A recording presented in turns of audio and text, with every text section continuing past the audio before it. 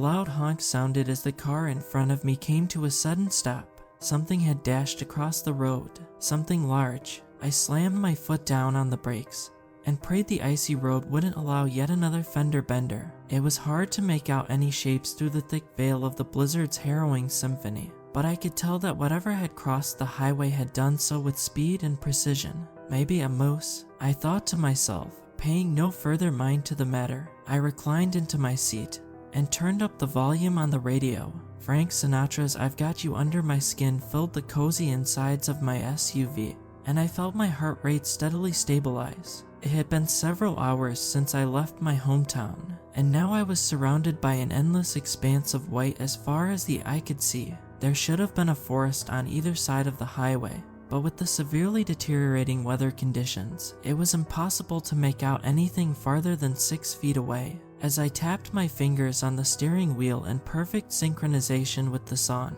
I grew more and more impatient. We had stood still for at least 5 minutes now. Surely there couldn't be this much traffic all the way out here. The song was nearly over, and we still hadn't moved. Behind me, I could hear a chorus of aggressive honking. There were at least 6 cars behind me, and as far as I could tell, probably 6 in front as well. Their headlights were the only indicator of their existence, as the snow had turned everything else invisible. Then a grisly thought spread like wildfire throughout the crevices of my mind. Had there been an accident? I sat up in my seat and made an attempt to somehow peek above the top of the car ahead of me. It was futile. "What is going on?" I murmured under my breath, as a loud sigh escaped my body. The howling winds outside violently slammed into the exterior of the car, killing any notions that I may have had about stepping out and investigating. For now, it was best I just waited it out. It would surely pass in a minute or so. I picked up my phone and started messing around with a few apps. I do not condone texting and driving, but considering we hadn't been moving for a while, I'd wager a short social media session couldn't hurt anyone.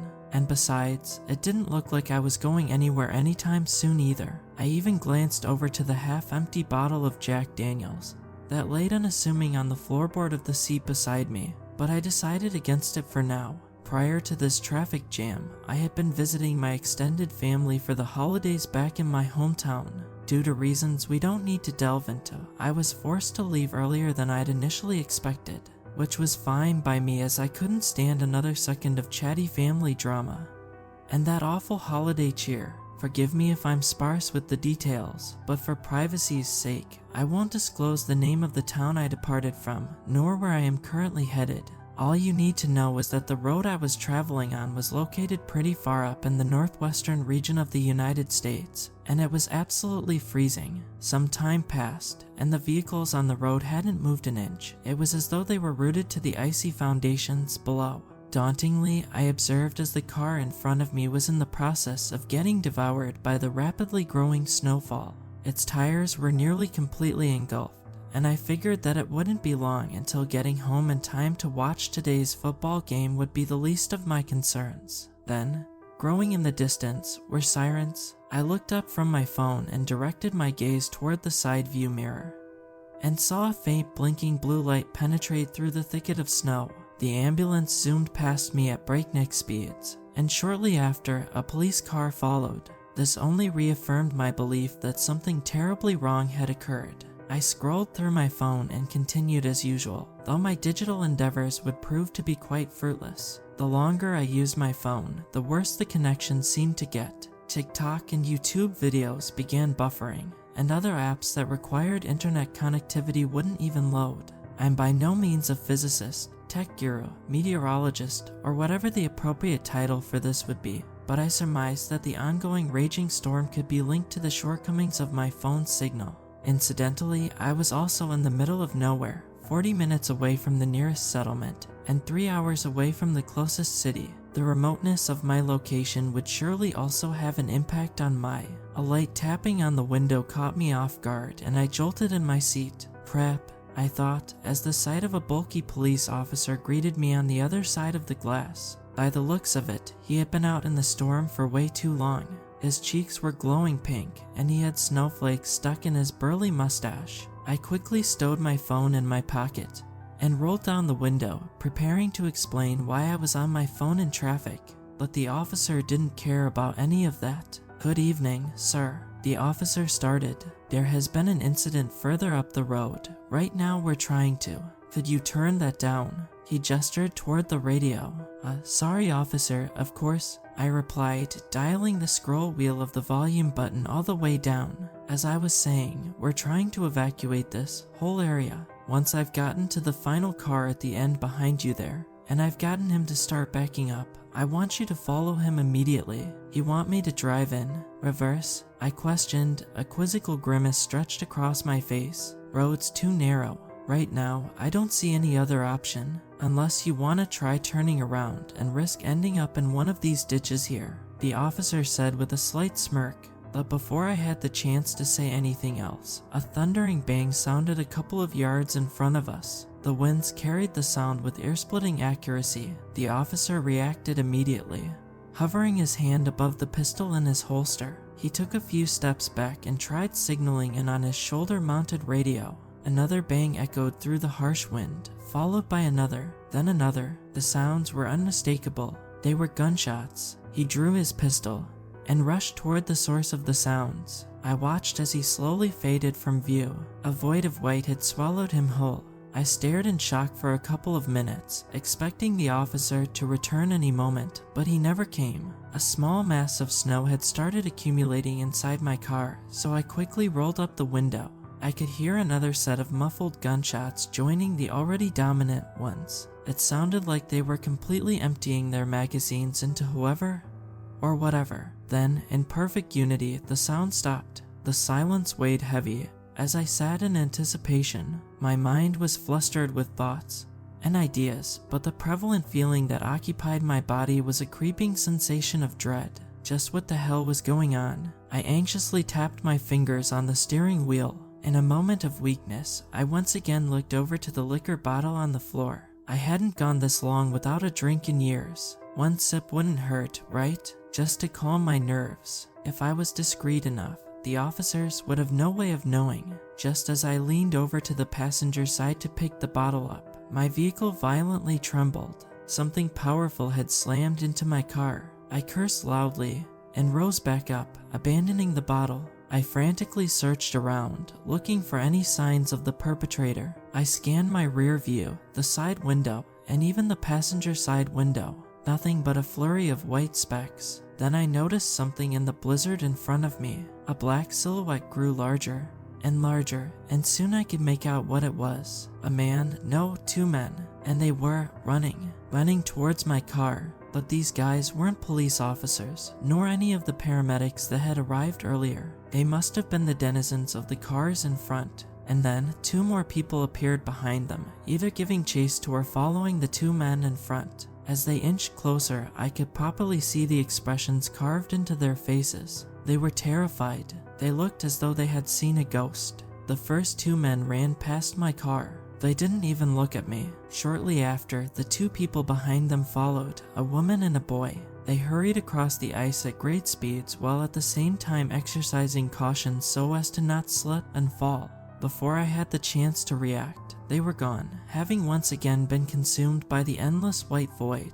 This was definitely cause for concern. Who in their right mind would abandon the comforts of their vehicles all the way out here? In this weather, the driver in front of me cautiously opened one of the doors of the car. A middle-aged white man with a beer gut stepped out into the cold. He slung his puffer jacket around his shoulders and stared off into the distance ahead. I watched him curiously, wondering if he too would start running, and then wondering whether I should join him if he indeed decided to. Right now, it seemed illogical, but then again, these guys clearly knew something I didn't. Maybe there was a gas leak ahead. Maybe some radioactive material had been improperly disposed of. My mind raced, looking for any logical explanations for my current predicament, but I found none. The man took a few steps forward, intently inspecting the blizzard ahead. It seemed as though something had caught his attention. He took another few steps forward, positioning himself in front of his car, partially obscuring my view of him, his left side still visible. But there was something else. In the deep recesses of the snowstorm, something was moving. I strained my eyes, leaning forward in my seat and staring through my snow-covered windshield. Approaching from the left side of the road onto the oncoming lane, a large silhouette bobbed up and down as it slowly advanced toward the man. Though it was far away, it looked to be near twice his height, but he hadn't noticed it. The man was far too busy examining whatever had caught his attention directly in front of him. An overwhelming sense of dread filled my veins. The way the silhouette moved, I couldn't quite explain why, but it felt predatory, like a lion stalking its prey through the thick underbrush of the African savanna, right before springing into action and securing itself a fresh meal. Was it a moose? It didn't look to be. The proportions were way off, and it almost looked to be bipedal. But I couldn't think of any other large animals out here that the silhouette could have belonged to. I doubted this area had ever seen any polar bears, and even so, they couldn't possibly reach this size, could they? It was like my primal instinct screamed at me to do something. I felt my fight or flight start to kick in, but I managed to keep it under wraps. I was safe inside my warm SUV, but the man, however, I had to warn him somehow. If I honked my horn, whatever was stalking him might have leaped into action right away. It was too risky. Before I could think of anything, the man screamed in terror, muffled through my car's thick exterior. His cries echoed. I focused ahead of me, trying to get a glimpse of what had riled him up so badly. He turned around in an attempt to flee. He had almost made it back to the driver's side door of his car when he planted his face into the cold, hard ground. He must have slipped. The predatory silhouette to his left was nowhere to be seen now. For a brief moment, I locked eyes with the man. A familiar look of excruciating fear contoured across his face. He dug his long and unkempt nails into the snow, slowly crawling forwards, and then he screamed yet again. But this time, not out of fear, but in pain. Violently, he was dragged back. I watched in horror as the man tried to fight it, clutching the powdery snow as if it would actually provide a stable grip. He was dragged in front of his car and out of my view. Just before he rounded the left side corner, I could see his blood-covered hands desperately cling to the tire, and then he was pulled away. I was in complete disbelief. It was like a scene from a horror movie, except this was real. This was actually happening. The man's wailing abruptly ceased, and besides the harsh winds of the blizzard, no sound was made. I pulled out my phone and tried my best to shake the trembling in my hands as I dialed 911. As I waited for a response, I made sure all the doors were locked while I glued my eyes to the spot where I had last seen the man. A pair of long indentations scarred the snow where he had lay, and a crimson handprint stained the black rubber of the front tire. Come on, pick up already," I harshly muttered to my phone, but I never made it past the dialing tone. Was it because I had no service? I've heard that many emergency lines still operate in spite of a poor phone signal, but right now I was inclined to believe the contrary. I eventually gave up and put my phone down. I shrunk down into my seat, making myself as small as I could. I couldn't possibly tell you how long I sat there, waiting like that. The concept of time felt irrelevant at that moment. In my reclined position, I still retained a decent line of sight to the outside world. There were no signs of movement, just an empty white canvas. I could hear no discernible sounds either. I watched in what felt like slow motion as each individually unique flake of snow landed, and then proceeded to melt onto the glass. The windshield wipers fought the blizzard vigorously, brushing aside everything the malevolent storm had to offer. Then suddenly, with a squelched thud, something heavy crashed down on the window, and the wipers were now smearing a viscous red liquid back and forth across the windshield. A nearly indescribable sense of paralyzing horror drilled into my very soul as I realized what I was looking at. I immediately recognized the sorrowed eyes and contorted expression of pain that draped across the poor man's face. Glistening red blood had completely dyed his hair, and the man's skin was full of lacerations and tears. But the true horror of this scene lay not with the frightful sight that greeted me no more than 12 inches away, separated only by a cracked glass screen. No, the true horror presented itself after I finally mustered up the courage to ponder the question that I'm not even sure I wanted the answer to. Where was the rest of him? Upon the revelation that I was gazing at a freshly decapitated human head, I was compelled to scream uncontrollably at the top of my lungs, and so I did. I couldn't help it. I felt nauseous and on the verge of vomiting. It took all my strength to gather any fragment of composure that had not yet left my body, and I quickly sat up in my seat, frantically scanning my surroundings. Still, I saw nothing except a heavy downpour of snow. I tried to calm down, as I knew that panicking would only worsen whatever situation was at hand. I studied my breathing and sat still, slowly counting down from 10. However, the grotesque sight that greeted me whenever I looked through the windshield didn't exactly help, so I closed my eyes and continued counting, focusing on controlling my breathing. Inhale, exhale, inhale, exhale. But even as I closed my eyes, I still saw his face. The gruesome image had burned itself deep into my mind, and I felt anxious at the thought that I may never sleep peacefully again. In my distracted haze, I failed to notice that something foreign had filled the air, something ominous. It was a deep sound, barely audible, a stark contrast to the roaring winds outside. It was the kind of sound you feel rather than hear, if that makes sense. It was deep and bellowing, and I swear I could feel my chest faintly vibrate, like when you're at a concert or nightclub with a really loud bass. Carefully, I rolled down my window a quarter of the way in order to better hear the curious noise. It was much clearer now, and the best way to describe it would be to call it a sort of low-pitched rumble. Its tone fluctuated ever so slightly, as if in synchronization with short, rapid breaths. It would be a rather powerful display of vocal cords if the sound was of organic origin. I tried my best to pinpoint the direction from which the sound emanated, but I found the task to be near impossible. It may have been the wind distorting and dislocating the sound, but it sounded like it originated from every direction. I didn't know what to do. Obviously, I didn't want to exit the car and make a run for it like the previous motorists before me, but I felt that staying inside the car would only render me a sitting duck. I had no weapons to protect myself either, not even a pocket knife in the glove compartment. The only thing I had was an old Zippo lighter, which I doubted would do any real damage in a fight. The deep rumbling subsided, and was instead replaced by a hooting sound, reminiscent of that of an owl, only much deeper, like if someone blew air into a hollow tree trunk.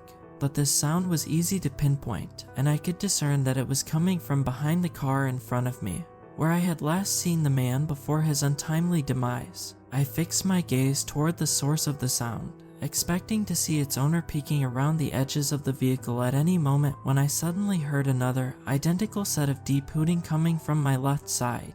I wondered how the animal, or creature, or whatever it was that made those sounds, had somehow managed to sneak past my line of sight and position itself to my left without me noticing. But my wondering was cut short when the original set of hoots in front once again started bellowing through the winter air, as if in response to the other ones. And to my utter dismay, I slowly began to realize that whatever was making those sounds, whatever had killed that man, was not alone out here. And that's when I first saw it. As if on cue, I noticed the dominant silhouette standing in the middle of the road, contrasting itself against the rushing snowfall, slowly emerging from the harrowing blizzard. Just a few yards away from the car ahead, the creature revealed itself. It was unlike anything I had ever seen before, an abominable middle finger to all of God's creations upon this earth. Its skull resembled that of a crocodile, resting well over 10 feet above the ground. It also had a large crest fixated right over its eyes, reminiscent of the horns of a bull. Its razor-sharp teeth were stained red, and blood dripped down from its maw and onto the snow-covered asphalt. The entire creature was covered in dense, white fur like that of a polar bear. No wonder I hadn't spotted it until now. It was perfectly camouflaged among the powdery white snow. The rest of the body was hard to make out due to the storm, but I could tell it was huge, easily towering over the vehicle it slowly approached. It moved closer, trotting towards me in a jagged fashion. Blood still dripped from its malformed mouth. It almost looked to be smiling. Almost. I looked around the cabin of the car, once more desperately scouring for anything I could use to defend myself. Except for the bottle of liquor I had laying about, I was at a loss. At least I could ease the pain of being torn limb from limb by having a little alcohol in my system, I thought to myself. Seeing the creature uncomfortably close now, I made an attempt to just drive away. It was true what the officer had said previously about the road being extremely narrow, but in the face of certain death, I figured it was worth a shot, though, as I was boxed in by both the car in my front and one in my rear, I would have to succeed at a difficult maneuver in order to make my escape, a maneuver I wasn't too sure I could make in these perilous conditions. But I had to try. I applied my foot down onto the gas pedal, and the tires spun around in the snow, slinging bits of debris everywhere. Still stationary, I pressed down even harder, hoping to God that I would break free from my frozen constraints. In my panic, I gazed ahead and locked eyes with the creature. I could feel its wicked stare burrow deep into my soul. The wheels kept spinning, but I wasn't making any progress. I had waited too long.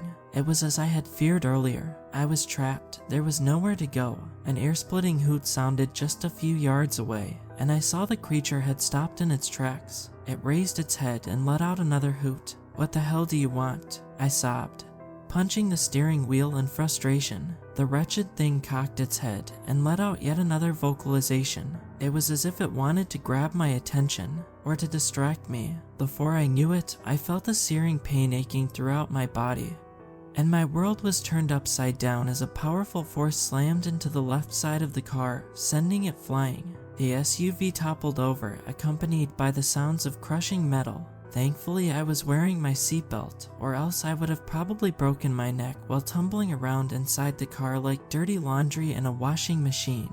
When the car eventually came to a stop, I found myself suspended upside down in the driver's seat. The vehicle had rolled down into the nearby ditch on the side of the road. Below me, on the inside of the car's roof, were fragments of shattered glass and heaps of snow. I hadn't quite processed what had happened, so I sat there for a moment, taking it all in. Suddenly, everything felt so calm and quiet. I questioned if I had even survived the ordeal. A warm liquid flowed down from my chin into my mouth, and then down the rest of my face. The stinging copper taste made me snap out of my trance, and I began to assess the situation. Outside, I heard heavy thuds rapidly approaching the vehicle. Each mighty stomp struck down into the snow with rhythm, and I could imagine the creature's mouth practically foaming at the prospect of a fresh new meal. The footsteps came to a sudden halt right outside the driver's side window, and I turned my head to get a better look. A set of two large and powerful hind legs stood mere inches away from my face. They were covered in what looked to be reptilian-like scales lined with dense white fur,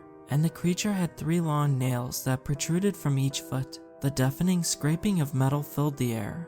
As I imagined, the creature began clawing away at the undercarriage of the SUV. From the fast-paced shifting of the monster's feet, I began to understand the sheer ferocity with which it attacked. It was going ballistic, shredding the exterior at an incredibly fast rate. A combination of hoots and growls escaped its bloodthirsty jaws as it chipped away at the metal. It wouldn't be long until it was through. Another pair of heavy footsteps stopped just a short distance away on the opposite side of the car, right outside the passenger's side window. Like its predecessor, it too began clawing and kicking at the body of the car. The two creatures were relentless. I'd never seen anything like it. Not even wild hyenas were this ravenous. I braced for impact as I unbuckled my seatbelt, positioning myself in such a manner so that I wouldn't break my neck upon impact. I hit the ground hard and was greeted by the sensation of cold snow and broken glass. The car rocked back and forth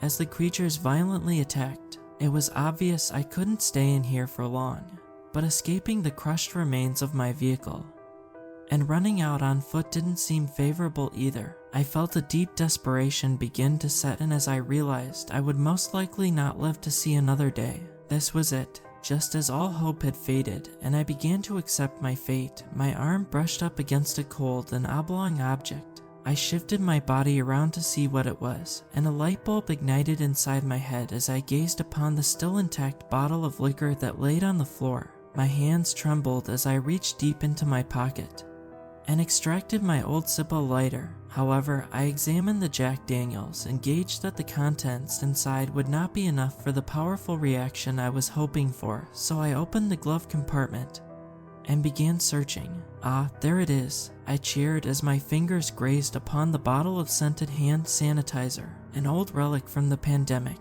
It was nearly full as well. I opened the 2 bottles and began pouring the disinfectant alcohol down into the half-empty liquor bottle. The sanitizer mixed in with the strong bourbon would surely be enough for an improvised Molotov cocktail.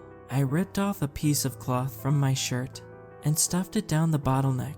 With the Molotov in hand, I crawled toward the cracked windshield. I spun around and pressed my feet against the shattered glass frame. In an adrenaline-infused state, I pressed my legs down and applied pressure to the windshield. I strained my body and pushed my legs harder than I'd ever done before in my life, wishing I'd spent more time at the gym prior to this. Due to its severely damaged condition, it didn't take long before the windshield came off, and the harsh winds of the outside world filled the cabin of the upside-down car. Above me, the creatures growled and bellowed, ripping and tearing away at the framework.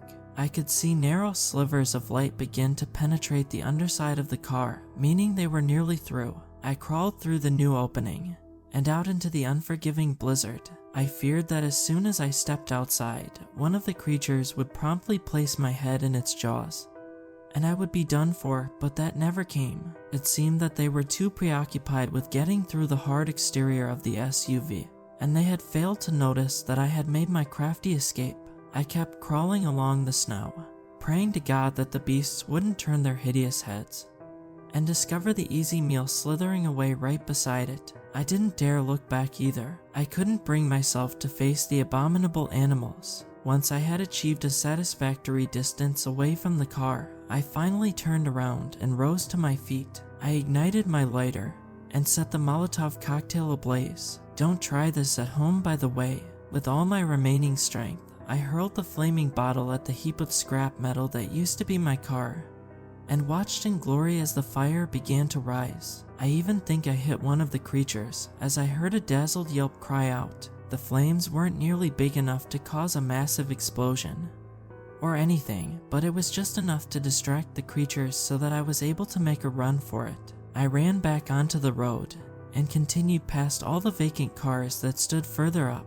The ice was painted red, and a couple of human corpses, or at least what remained of them, were strung about the various abandoned vehicles. Eventually, I came upon the ambulance and the police car that had arrived about an hour prior. There were no signs of the officer who had talked to me, but deep down I knew what kind of fate had befallen him. In the distance, I heard ominous rumbling sounds coming from one of the creatures, followed by agitated hooting. Had they finally noticed I was gone? In that case, I didn't have a lot of time. I got inside the ambulance and planted myself down in the driver's seat. A frozen and severed human hand was attached to the steering wheel. I gagged as I ripped it off and tossed it out the open window. The creature's shrill cries echoed through the snowstorm, and it sounded like they were coming closer. Desperately, I turned the ambulance's ignition, and to my delight, it started up without a hitch. I kicked my foot down on the gas pedal and floored it out of there. Luckily for me, ambulances in this part of the United States come well equipped to handle hazardous terrain and snow-covered roads. As I drove, I intently watched the rear-view mirror, hoping I would get a last glimpse of one of the monsters, but the only things I saw were whirling snowflakes, dancing effortlessly along the icy winds that carried them. About 30 minutes of driving later, I arrived at a small town. The blizzard had begun to let up, and the sun was starting to set on the horizon. I parked outside the first roadside hotel I found, and must have looked like a zombie as I frantically begged the receptionist to alert the authorities. She looked extremely nervous, but did as I told her. After a while of talking, the kind receptionist informed me that the police would stop by first thing tomorrow morning. Apparently, the nearest police station was an hour's drive away, and the raging storm had caused major problems across infrastructure all over the state. Seeing as how nobody was in immediate danger, they would wait until the roads were cleared and traversal was safe again. I wasn't happy with this response, but I was too tired to really care. I checked into one of the hotel rooms and began typing all this out on my phone. There are still so many questions left unanswered, but I imagine tomorrow will bring more news about the situation. I just hope that the other motorists along the highway made it out okay, but I have my doubts. The blizzard has now subsided, and outside my second-story window, I am treated to a view of the clear night sky and the endless expanse of the tundra. I'll admit, this landscape is beautiful, though it is a shame that I will now forever associate the tranquility of snowfall with the abhorrent horror of events prior. However, that is not all. Since it was getting hot in my room, I decided to crack my window slightly ajar. For the past hour, I have been listening to the breeze floating across the frozen countryside. There are no sounds of wild animals out here, oddly enough, but there is something else. Occasionally, in the distance, the silence is broken by the ever so familiar and foreboding sound of a faint hoot crying out into the night.